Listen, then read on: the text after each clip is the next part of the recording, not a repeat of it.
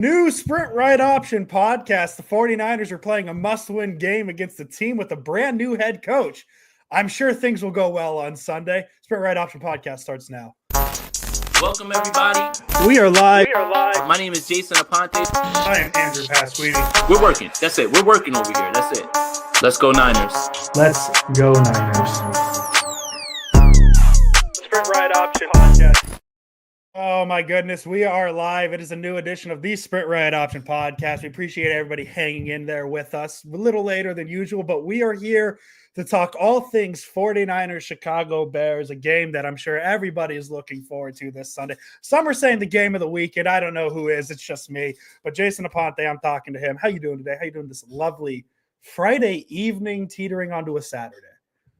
I'm great. The 49ers have a game against a team that is similarly scuffling and has underperformed. So there's parallels and things that are completely different, but at the same time, it's still a fun game to break down, in my opinion. Yeah, no, there's a lot of things to this game. Obviously, a lot coming from the 49ers side, but a lot coming from the Bears side. I mean, I'm assuming we all watched what happened to the Bears on Thanksgiving, the last time they played a football game. Matt Eberflus lost his job because of it. I believe it's Thomas Brown that is stepping in as the interim head coach of the Chicago Bears. So it's already a vibe difference. We've heard reports of like Jalen Johnson not being very thrilled about Matt Eberflus. Already, I feel like the vibes are better in Chicago just with Eberflus gone. Well, Thomas Brown has gone from offensive pass game coordinator for the Bears to offensive coordinator to head coach in the same season. And for anybody who's worked in a corporate setting, I don't know how to explain that you got 3 different jobs in the same year and you're going to be paid the same amount, even though the responsibility changes. Well, to make it even scarier for Bears fans, it's not like they have a rookie quarterback who's already on his 3rd head coach and 2nd offensive coordinator. No. It would be his 3rd offensive coordinator in the span of a month. We're not even out of Caleb Williams' first season, and he is on his 2nd head coach and 3rd offensive coordinator, and that just doesn't feel good. The Bears are desperate to find a head coach. I think that's pretty obvious. I saw a report come out that Jim Harbaugh was interested in the job over the offseason. They decided another year of Matt Eberflus was fine by them, and that's how they got into this situation, a situation where they need the first. Most of the reason they were holding on was history. It was the first time in Bears franchise history they fired a head coach within the regular season. They were just holding on to that. I would have personally not. This isn't a Bears podcast, Jason. This is a 49ers podcast. I would have fired Matt Eberflus the second he said that. What does the play before the Hail Mary against Washington solve? He was asked about why they played off coverage on a 13-yard gain right before Jaden Daniels throws the Hail Mary. And they asked him, like, hey, what's up with the coverage on that play? Those 13 yards are pretty important. And his instant reaction was, I don't think that play had any bearing on the Hail Mary, actually. That's probably when he should have been gone. But the Bears allow it to drag on to the embarrassment that was Thanksgiving Day. And now, Jason, it adds a little bit of stress to the 49ers because of this idea of a new head coach bounce. Teams improve in the first game after a new head coach. And I wouldn't be surprised if the Bears come out looking really good because I know the streets are hot on 49ers Twitter about Kyle Shanahan and what the locker room is with Kyle Shanahan as a leader and yada, yada, yada. I don't think they realize just how much worse it can get if you follow what's been going on in Chicago with Matt Eberflus. And I tried to make that point last Thursday on Thanksgiving during the game of like, it's really funny watching Niner fans complain about Kyle Shanahan and then watch Matt Eberflus try and coach a football game. I don't think Niner fans want to know what it's like to have a Matt Eberflus. And if they think that Kyle Shanahan is anything like that, There's a lot of worse places the 49ers can be. That's for sure, Jason. And Chicago's one of them. Ask Barstool Big Cat, who did a show with Rob Stats Guerrera, and he literally said, I would cut my pinky off to trade for Kyle Shanahan or Sean McVay.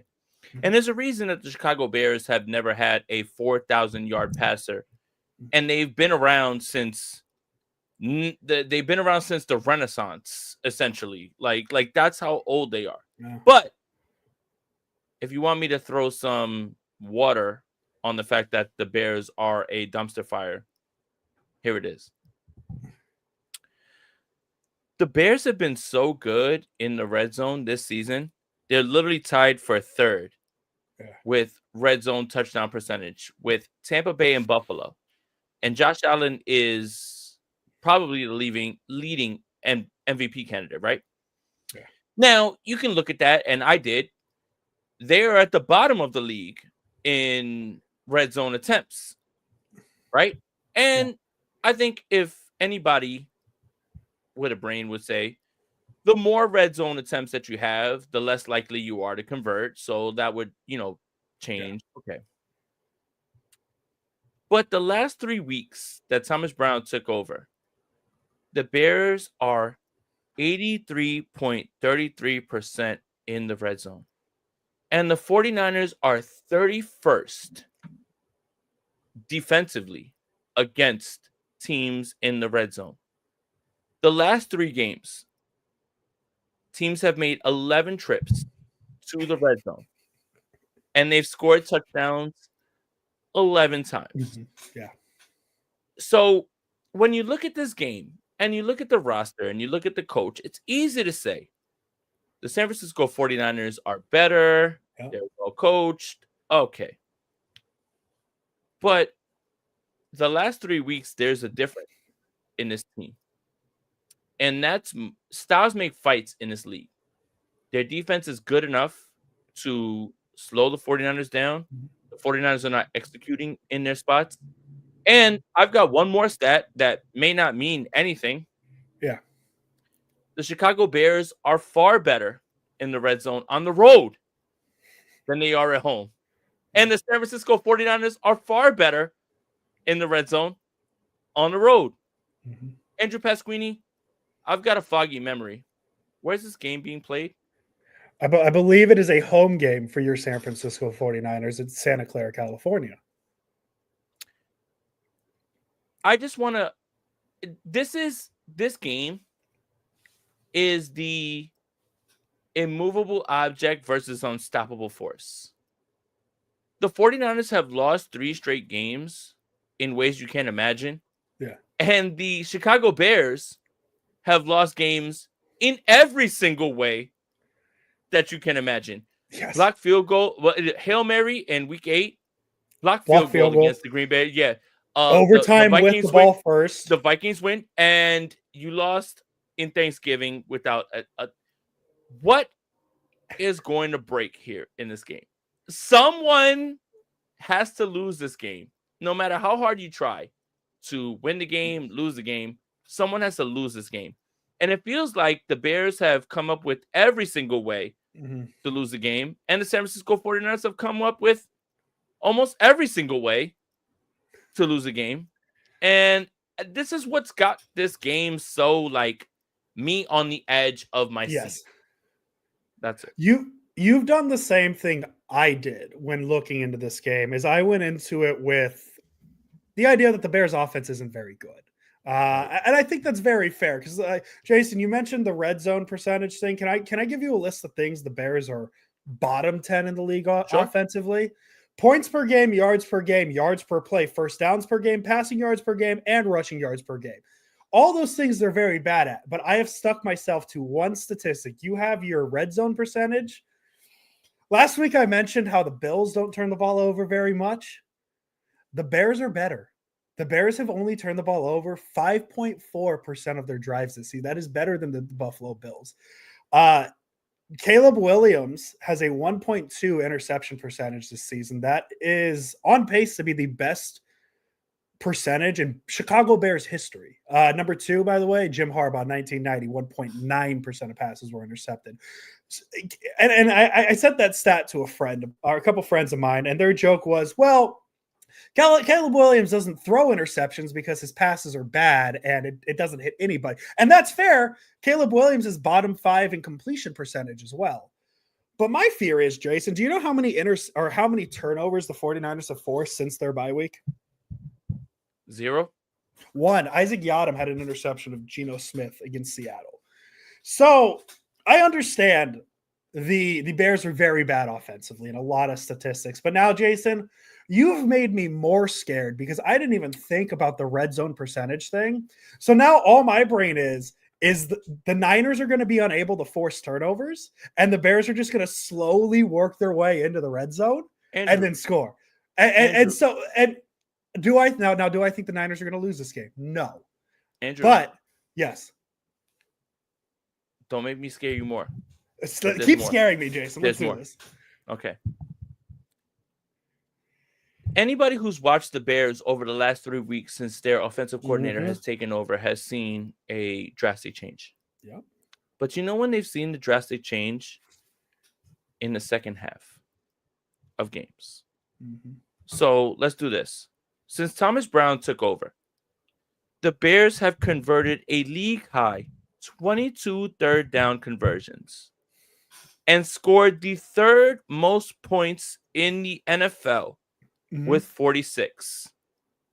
The San Francisco 49ers, over 12 quarters, has scored 37 points, and they have 13 conversions.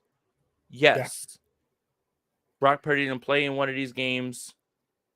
Look, if you want to go into this game and say that the Chicago Bears are a complete dumpster fire and the San Francisco 49ers should, I would warn you about where the Bears are 3 weeks after, where this team is now. And the only thing that I'm really grasping on, and this is where I'm going to toss it to you. Yes. When Thomas Brown becomes the pass game coordinator and then the offensive coordinator and then the head coach, how much of the juju carries over? Because if you get a head coach that jumps in, obviously you're going to get a boost. Yes. But the boost already came from the offensive coordinator. So where is it? That's my question. Do you lose the new coach bump if you've already used the new coach bunch for the offensive coordinator spot? And I completely get why people would gravitate to Thomas Brown. He's played running back at college football. He was a damn good college football running back. I would like to put it to akin to Antonio Pierce, right, with the Raiders. Antonio Pierce is a quick leader of men. But now you've got to go through an entire year of it, and you realize, yeah, he's not all the way there. But in this situation, it doesn't matter because Thomas Brown is not going to be the head coach of the Bears next season. But you look at this game and you look at the way that they've been playing recently, and Keenan Allen's, cooked up. If DJ Moore decides to run routes as hard as he wants to, maybe something completely changes, because I don't want to hear that shit about Debo anymore. Like, I've watched DJ Moore on film dog it. Like, it's the same thing. Like, he don't want to be there. I think he had a play where he walked off in the middle of it. Did he not? Well, apparently his ankle was injured. And for my Spanish people, Dike, his ankle was injured. Yeah, I read another excuse that he realized he stepped out of bounds, so he removed himself from the play. Yeah, it's all bad for DJ Moore. Andrew, it's a Dominican saying. Dike, he stood out of bounds because he knew he was leaving. So don't do that. This is a team that has lost 6 straight games against a team that has lost 3 straight games. So which one of you is going to blink? You've got a team that right now has lost 6 straight games, and you figure that can't last too much longer because they're too talented at so many positions. And you've got a team that has lost 3 straight games, and you say that is too talented, and you can't allow that to happen. This is what makes this game so awkward and weird to break down, because one of you has to buck a trend. And what do you believe in? Do you believe a team can lose the 7th straight game, or do you believe a team like the 49ers can lose their 4th straight game? And that's the paradox that this game puts people in when they're previewing it. Mm-hmm. Yeah. And it's just one of those weird things because you also throw in the caveat of the team that's lost 3 in a row still has a very outside shot to make the postseason. And yet we're still sitting here like how do I ask this question, Jason? Which team at this, as of 6:25 p.m. Pacific time, 9:25 Eastern time on Friday, December 6th, which team do you feel better about? The San Francisco 49ers or the Chicago Bears? And the fact that you make that face, Jason, is all I need to know because Exactly. at the start of the season, we would have all felt like the 49ers are obviously at that better spot. But you're sitting here and you're looking at a Chicago team that finally got rid of the demon that was the head coach of their team. I don't think I know too many Bears fans that were okay with the idea of Eberflus starting this season. And now you all of a sudden have this number 1 pick who had a bit of a slow start to the season. He's starting to look a little bit better every week. And now you're facing a quarterback who's looking better every week against a defense who, and yes, the injuries play a role in it, Jason, but it's a defense who is looking worse and worse every week.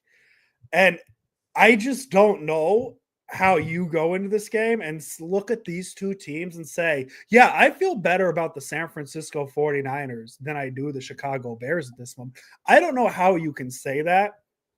But then we sit on this weird thing, Jason, that if the Niners win this game, not looking good, but the playoff hopes are still alive. And so there's so much going into this game that I just don't think anybody would have expected when we looked at the schedule when it came out in May.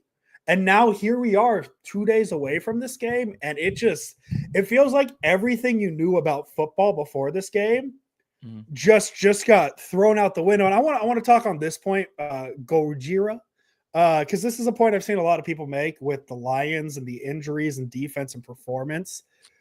It's a little different. What? Well, that's part of it. That's part of it too. The Lions are not injured on offense, but the thing is, Jason, and why I don't like to use the injury excuse for the 49ers this season is I understand Christian McCaffrey's been out for the whole season. I get that. But the Niners never had this rash of injuries like the Lions have had. The Niners have played poorly all season, and then the injuries started happening, correct? Exactly. And so we talk about the Lions and their injuries. Well, the Lions have been good all season, and they've been very smart with how they've kind of filled in these slots. I know there's a lot of memes with like Jamal Adams around 49ers Twitter, but who do you feel more comfortable with as a team who is trying to win a Super Bowl? Would you rather them just sign a player off of their practice squad and expect him to step in and be, or you get the guy who's doing nothing in Seattle, who's had some experience? And so I just don't like to compare the Niners and Lions injuries because, yes, quantity-wise, the Niners and Lions have had the same amount of injuries. However, there's two differences. The Lions are all on the defensive side of the ball. The Niners has been very spread out. And also, just the Niners were bad before the injuries started. The Niners were never themselves. I know we could talk about Christian McCaffrey being out, but it was still an offense with Brandon Ayuk, Deebo Samuel, Kyle Juszczyk. We got to mention him. He got a carry on Sunday. George Kittle, Trent Williams, all these guys. So I don't like the Lions comparison because what the Lions are doing are totally different. They were a good football team all season before the injuries. Mm-hmm. Now, we're here in week 14, Jason Aponte, and we've said it 7 weeks in a row. I'm still waiting for the Niners to play a good football game at this point. 4 quarters. And that's my next point I want to lead into. If the good football game doesn't happen on Sunday, whether the Niners win or lose, the playoffs are dead. I don't care. Then if the Niners win this game by 1, the Niners are dead. I don't care what playoff. Right now, 7% chance to make the playoffs per NFL.com. If they win this game, it goes up to 10%. Not a huge jump. But if the Niners win this game by 1 point, I don't care. They're dead. This has to be a game for me. And I think I'm one of the last people to really hold on to this playoff hope. But that's because I realize the Niners are a Super Bowl caliber team at the start of the season. You can't just give up on playoffs because it looks hard right now. But if the Niners, I have a hard time believing that the Niners can turn it around if they barely beat this Bears team. Now, if they blow this, if they finally play that game we're looking for, Jason, then maybe you can talk. Okay, well, you carry this momentum into Thursday against a Rams team who hasn't been very good recently. Then you win that game, and things start. But if but you can't even have that conversation if the Niners beat this Bears team by one possession. For me to believe that this team can make any sort of run in the postseason, and I'm not even at a point where I believe they'll make the postseason. I just like math. I like to believe that if the number's not at 0, there's a chance. Mm-hmm. I recognize the Niners aren't making the playoffs, but if there was a case for the 49ers to make the playoffs, it needs to start not just with a win over the Chicago Bears. It needs to start with an ass whooping of the Chicago Bears. And that's where I'll leave it. I know it's talking about playoffs at this point, kind of silly, but that's just where I'm at with this game, because the Niners need to look like the 2023 49ers on Sunday if I am to believe they're going to make any sort of run. Can I give you some sort of optimism? Absolutely. I could use optimism at this point. Sure. Chicago right now has only allowed 20 points per game, and that's tops of the league. But in the last 3 weeks, if we're going to do 3 weeks on offense for Thomas Brown taking over, 24.3. Mm-hmm. And their scoring defense is tied right now with Green Bay, 9th in the league. So the reason Matt Eberflus was fired was because of clock management. But when you're a defensive coach and your defense isn't performing, mm-hmm. then it's time to make a move. Yeah. If I'm a coach or if I'm a GM and I have Ben Johnson, let's just say, because he's a hot name and everybody. Yeah, you know what's so funny about the Ben Johnson thing with Kyle Shanahan is Ben Johnson is literally what Kyle Shanahan was mm-hmm. Before he eventually, got hired, but whatever. That's talk for another day. Mm-hmm. But if Ben Johnson and that offense was trash, you would say you're a head coach and your offense is trash. Mm-hmm. If you're a defensive coach like Matt Eberflus and your defense is trash, then what do I need you for? Yeah. Because it's clear you don't know how to operate, or use time and be a time management guy. But it's so funny about the Ben Johnson stuff. I would replace Kyle Shanahan with Ben Johnson. He's an offensive coordinator who has a offense that's taking the league by storm, has blown a lead in a very big game, the NFC Championship, mm-hmm. and is someone that you don't know is going to be a great head coach. That's the funniest part about all of this is for every single person clamoring for Ben Johnson, you were literally that person clamoring for Kyle Shanahan. And now you want to make a move for someone similar to that. Mm-hmm. And mm-hmm. also, if you are the head coach, Dan Quinn, your team didn't get a defensive stop in that Super Bowl. But it's all on Kyle Shanahan. All on Kyle Shanahan. Because he was the offensive coordinator. Your team didn't get one defensive stop when you needed it. And you're a defensive coach. But it's all on Kyle Shanahan. I've never seen more of a blame on a Super Bowl loss on a coordinator than that. Mm-hmm. But my point is this. If you're a defensive head coach, I expect your defense to be great. If you're an offensive head coach, I expect your offense to be great. Matt Eberflus is a defensive head coach, and the Chicago Bears defensive line has routinely not gotten there. And when you couple that with the part of his clock management, that's why you fire him.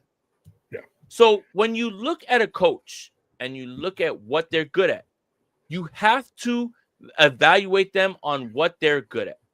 Mm-hmm. One of them is good at the defense. One of them is good at offense. But if what you're supposed to be good at is lacking, then you don't need to be here. I guess that's what I'm saying. Yeah, and it's such an interesting conversation because, and you might say, well, why are we talking Ben Johnson on a Niners podcast? But there's this weird triangle going on between the 49ers, Bears, and Lions even before this game starts.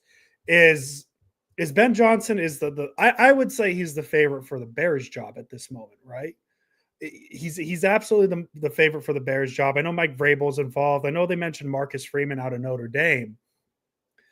But there's this little rumor that doesn't seem to want to go away about this potential of a Shanahan trade to the Bears, and I don't subscribe to that thought. And I know a lot of Niner fans got really angry about that report that I believe it was Florio threw out there, Pro Football Talk. But it's just connecting dots that are there. Like the Bears have a very obvious head coach need. The 49ers may be nearing a point where maybe Shanahan's not the guy. I don't subscribe to that thought. But there are connections there of, hey, if the Bears want Kyle Shanahan, what, like, I don't know how to ask this question because I don't think it even really, but like, what price would you be as a 49ers to be okay with, hey, Kyle Shanahan, we're going to trade you to the Chicago Bears. And so there's so many moving parts with this Chicago Bears head coaching situation that, of course, the Niners should get involved because, again, a lot of Niners Twitter, I shouldn't say a lot of Niners Twitter, but some of Niners Twitter seems to be dead set on moving on from Kyle Shanahan. So it's a weird time for both sides, both the 49ers and Bears, but the Niners aren't in a position where they need to move off of Kyle Shanahan. They have no reason to move off of him, where the Chicago Bears, it makes sense. And I'm happy you made the Antonio Pierce connection, Jason, because it always felt like with the Raiders, like they hired Antonio Pierce as if it was an open audition for him to take the job. And it's a great comparison. Thomas Brown is like Antonio Pierce. The Raiders needed Antonio Pierce in that moment, just like the Bears needed Thomas Brown in this moment.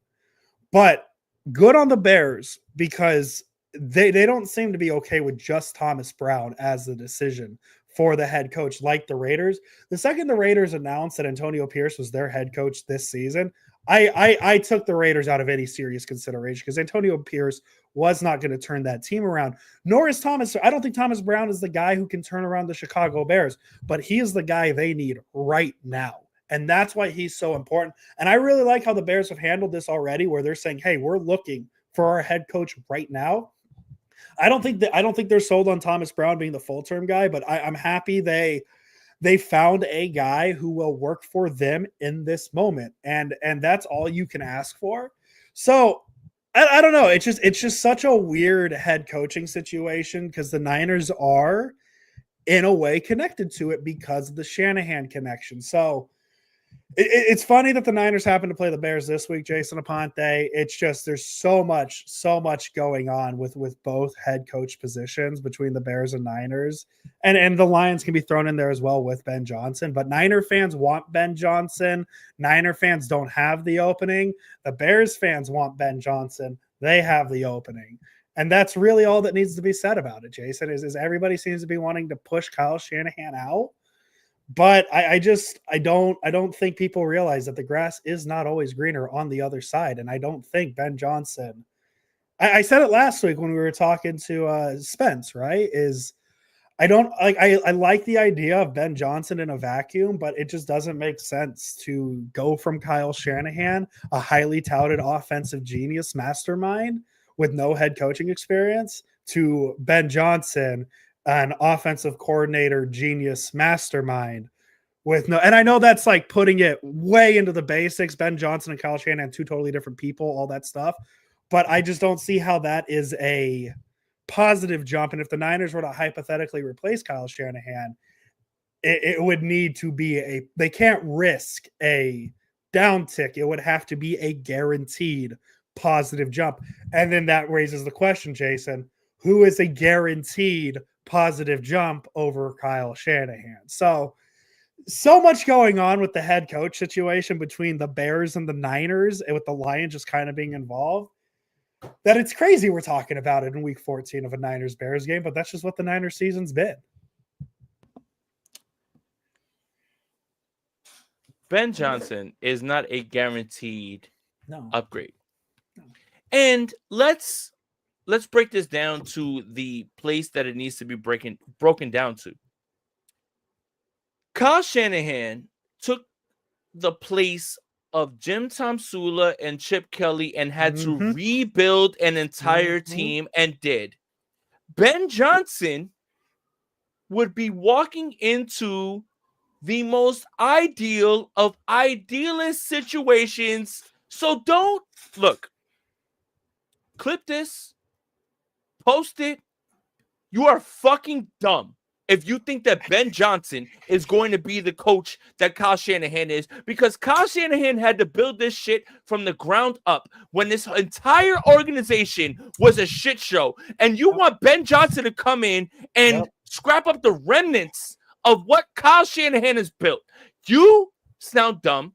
You are dumb, by the way. And I don't like to do that to any, because I feel like we have the best viewers in the world. We have the best viewers in the world. But you are dumb. It's not the same situation. No. Kyle Shanahan had to take a team from the exact bottom. And you want Ben Johnson to lift a team that Kyle Shanahan lifted. Do you understand the difference? Yeah. It doesn't sound smart. It doesn't sound like you want anything other than clicks. It doesn't sound like you want anything more than controversy. It doesn't sound like you want anything more than logic. Kyle Shanahan is going to have the worst season of his head coach football career. That is 100% a fact. Ben Johnson doesn't necessarily mean that he's going to lift this team out of where they are. And you have to afford Kyle Shanahan one more year of this, because you get a first round pick, second round pick, third round pick, fourth round pick, fifth round pick. I'm losing faith in our fan base. Yeah. One guy That's fair. lifted this entire team out of the bottom. One guy is going to get a team that is a Super Bowl contender that had a down year. Explain to me in layman terms, explain to me like I'm 6 how any of those things equate. Andrew, I'm gonna let you cook. Well, and that's my worry too, right? Because we know how reactionary 49ers Twitter is to everything. And I could totally see a world next year where, listen, I don't know what the 2025 49ers are going to look like at this moment. I know there's been some names floated out there that the Niners could be looking to move on from. There's going to be a lot of turnover with this roster. So I can't sit here and guarantee you the 2025 49ers are going to be a Super Bowl caliber team, right? They might be a playoff team. But my biggest fear is the 49ers turn this roster over a little bit, because they're going to need to. They need to fill out the middle areas of this roster a little bit better. And that's more of an offseason conversation. But my biggest fear is Ben Johnson takes over this a pretty good Chicago Bears team. And I know a lot of people, Kyle Shanahan made the bed a little bit when he came to San Francisco, replaced Colin Kaepernick, brought in Brian Hoyer. Ben Johnson's going to get Caleb Williams year 2. He's going to get a lot of Roman Dunze. I don't know if DJ Moore will be there next year. That doesn't seem to be going well.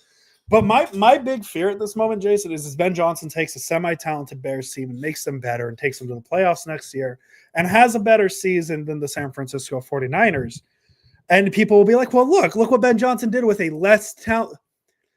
I think there's a case to be made that the Bears could be more talented than the 49ers next year. And so it's just, I just don't like this idea of Shanahan had one bad year. We need to look at improving on him. I just don't think people understand, Jason, that this franchise, the San Francisco 49ers, before Kyle Shanahan and outside of 3 little years with Jim Harbaugh, have been a very, very, very bad franchise since the 1980s. I know the 90s, there were pockets of success. Well, there was a lot of success in the 90s. So I shouldn't say pocket. But since the 2000s, this has been a very bad franchise. And I just don't like this new era of football we live in. Or it's really sports in general, where there's one champion and everybody else is a failure. And that's not what sports is. That's not what sports discourse should become. The Niners have been to 3 of the last 5, 4 of the last 6, whatever it may be, NFC championship games, and have played in 2 Super Bowls in the last 6 years. I don't know how that's a failure. I just don't understand how that's a failure. And people seem to make it out that it's a Kyle Shanahan issue, where it's really just a Patrick Mahomes issue. If we want to be honest, it's a Patrick Mahomes issue. None of it matters. Patrick Mahomes beats everybody in the NFL. So I have a hard time moving on from Kyle Shanahan because I know how good the Niners have been in this stretch. I mean, we talk about this year of being a bad year, and we only talk about it being a bad year in the context of this was a Super Bowl team, and everything bad that has happened to this franchise this season off the field.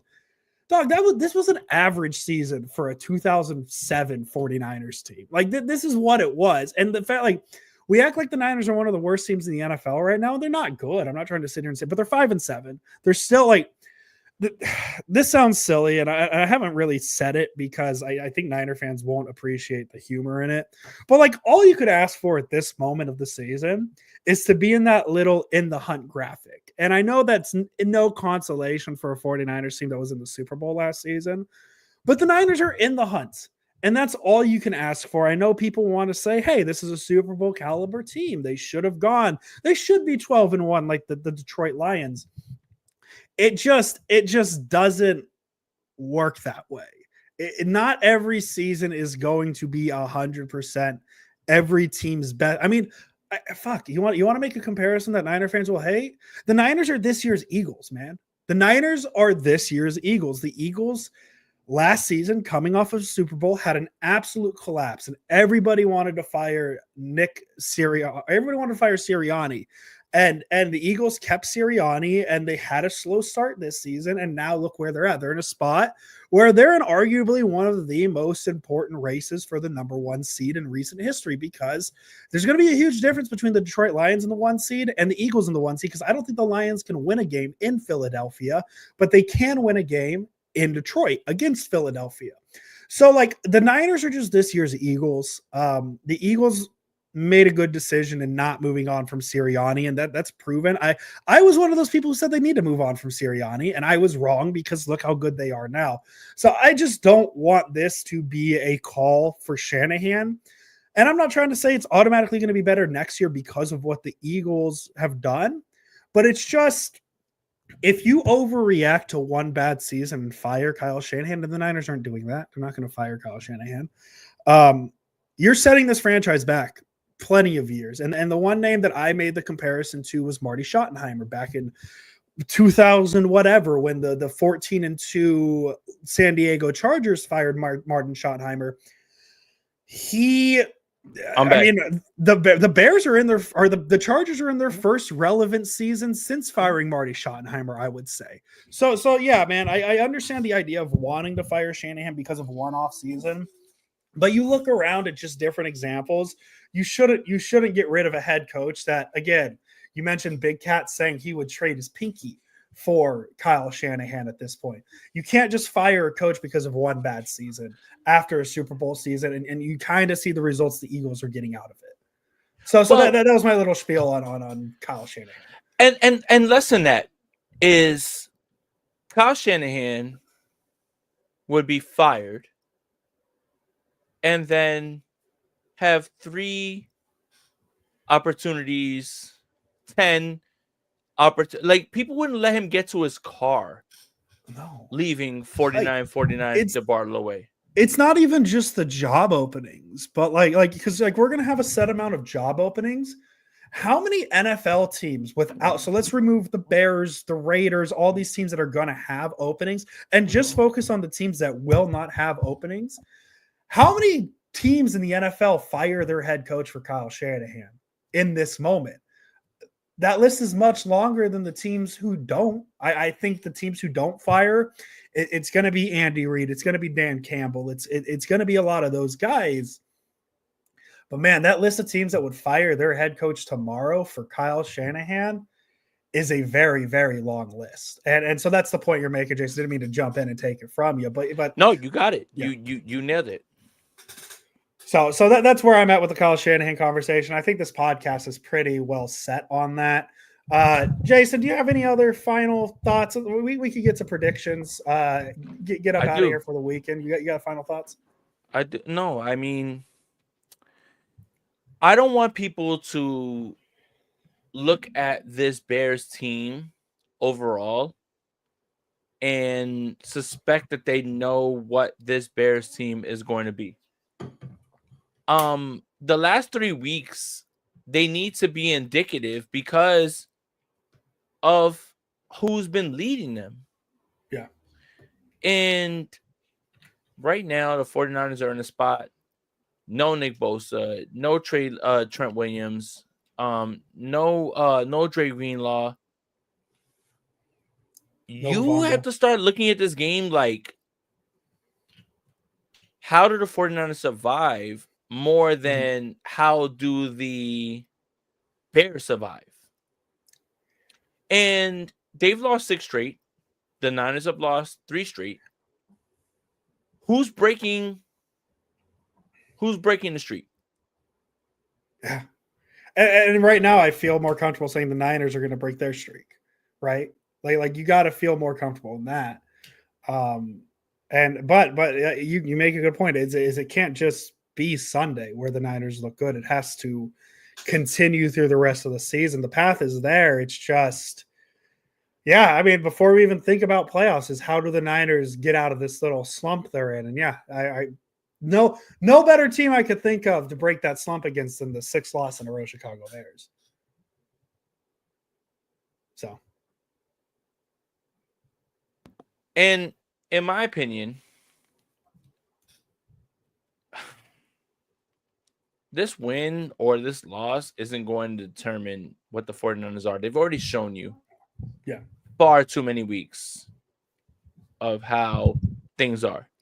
Yeah. And look, the Niners could win this game, but if you think the Niners are springboarding themselves into things that aren't possible, that's fine. But it's not that I'm defeated. I'm watching around the league and I'm watching the teams that they continue to play, and I'm watching the things that they've been doing, and I'm just not confident, man.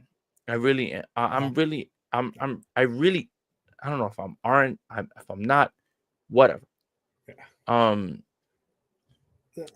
This team just isn't like, I just don't want to hear about years past, and I don't want to hear about how you did it in years past, knowing right away off the rip that this team is nowhere near any of those teams. Yeah. Flat out, just based on injuries and like all that stuff. It's just like, they could win this game on Sunday, which, by the way, let's do predictions. I think the 49ers are going to beat the Bears. Yes. But that doesn't prove anything. The 49ers beat the Patriots, and I got on this podcast and I said, that shit didn't show me anything. Oh. You better you better have beaten the Patriots. And everyone was like, oh, you're so negative. Not like a win over these Bears doesn't allude me to the idea that the 49ers are bad. Yeah. And that's the issue, Andrew. No, like the only way, Jason, I'll say it right now. The only way that we come back on Monday's podcast and say the San Francisco 49ers are back is if the Niners win on Sunday by 100 points. And that's not the Niners aren't going to win by 100 points on Sunday. But again, it's not necessarily about being back. It's about being back enough for these next 4 games after Sunday if you win. Because, Jason, maybe the Niners win on Sunday. I said it earlier. Maybe the Niners win on Sunday. They take that momentum into Thursday against the Rams. The Rams are a beatable team. Division games, anything can happen. Then you got Miami, and Miami might be out of the playoffs by that point. Maybe you beat Miami. And then who knows, maybe for that Monday night game, Detroit has the 1 seed cinch. They're not playing for anything. Niners win. Like you see how it's getting more and more unlikely, right? Like all right. I'm listing Andrew, these things and I'm talking myself out of it. The path is there. It's just not very pretty. Andrew, okay. It's not good. So the Detroit Lions in week 17 face the San Francisco 49ers. Yes. And they could have already wrapped up the first round, Mm-hmm. right? Let's just say the bye. Mm-hmm. And if you hear things in the background, it's because Avery Lee is watching Super White Comics. Do you think the Detroit Lions are going to rest their guys week 17, week 18, take a bye, and then go in? No. And look, I would ask any 49ers fan who watches this, optimistic, pessimistic, realistic, do you believe that the San Francisco 49ers have a shot against the Detroit Lions? No. What's the answer? No. And I'll add this little spicy part in front of it. The Lions, you don't think they remember who knocked them out? You don't remember, you don't think they remember? You think they're going to lay down and allow the 49ers to get it? No. So the fact is this. The Detroit Lions are not going to rest anybody in week 17. No. Why? Because they're going to rest them in week 18, take the bye week, and then get into their spot. Mm-hmm. Yeah. You can expect the best from the Lions. That's the only path I have, Jason. You know me, I'm an optimist. I like to talk about my Niners in a positive, but yeah, it's not looking pretty. The path is there. It's just not very pretty, and it's not going to happen. And that's fine. I think I've been at peace with it. It's just as long as there is a number that's not 0 in that playoff chance conversation, I'll talk about it. But yeah, it's not happening. And Chicago, I cannot think of a worse way for the season to end than a loss to the Chicago Bears. You know what I mean? So that's just kind of where I'm at with it. It doesn't feel good. Jason, let's get that final score prediction. We'll get up out of here, get the people to their weekend so they can watch Niners Bears on Sunday. Jason, what's your final score prediction? Muted. I think you had it backwards. There you go. 24-21, San Francisco 49ers. This game is going to be super annoying. Yeah. The Bears are going to scratch and claw. DeAndre Swift is questionable, but that only means that Travis Homer is going to get there and play. 24-21, the 49ers win. I know, look, the last 2 weeks we've been a very pessimistic podcast, or realistic, where we were just like, they can't beat Green Bay, they can't beat Buffalo. But if you want to know about your 2024 49ers, here's your game. Mm-hmm. And honestly, I wrote an article where I said the season was over after they lost to Seattle, but I'd love to be proven wrong, because the last time I said a season was over during this podcast's history, the 49ers went to the NFC Championship game. So I'd love to be wrong. I'm fine with being wrong. Right, Avery? I'm fine to be wrong. Yeah. I'm going to go 24-14 49ers. I like to believe that I know we mentioned that the Bears offense has some good portions of it, but I like to believe the Niners defense can keep those bad Bears parts showing. I'm going to go 24-14 49ers win. And Jason, I hope we're talking about a good performance and not one where it's, hey, the Niners looked average and squeaked one out. I hope we get one where we can talk about how just dominant the Niners look like this season, because they haven't given us one yet this season. Sunday feels like the best chance for it, at least for the rest of the season, because after that, as I said, it's Rams, it's Dolphins, it's Lions, and it's Cardinals. So this might be the last chance we get to see a good 49ers performance. I hope we get to see it. Jason, I hope we get to talk. We'll figure it out. Jason's got some life events going on right now that we'll talk about at some point here in the future. But we'll let you know the next time you see the Sprint Red Option podcast, whether it be Sunday or Monday, whatever it may be. Jason, you got any final words before we get out of here today? Hell yeah. This Simpsons game is I knew this is where you're going. Yeah. No, look. This Simpsons game is the greatest thing that's ever happened to the game of the NFL since the forward pass. I am quite literally enthralled, reliving my childhood, watching the game progress. Mm-hmm. But the only way that you could get me to watch the Bengals against the Dallas Cowboys is to have a Simpsons game. Shout out to Mina Kimes. Shout out to Dan Orlovsky. Shout out to all the people that have worked on this show. The Simpsons game is far more important than the game of football. And I am 110% locked in. And I hope to share this moment with my children and watch this shit and just enjoy the fact that football has realized that you need to do more things than things that are going on. And Andrew Pasquini, you're required watching before Monday. Today's Friday. Today's Friday. You're required watching is Bart Starr and Sunday Cruddy Sunday. Yep. After that, all bets are off when it comes to references on his podcast and on Twitter. But I literally don't care about anything other than the 49ers winning and this Simpsons game on Monday. I don't care about anything other than those two things. I don't care about anything. I love it.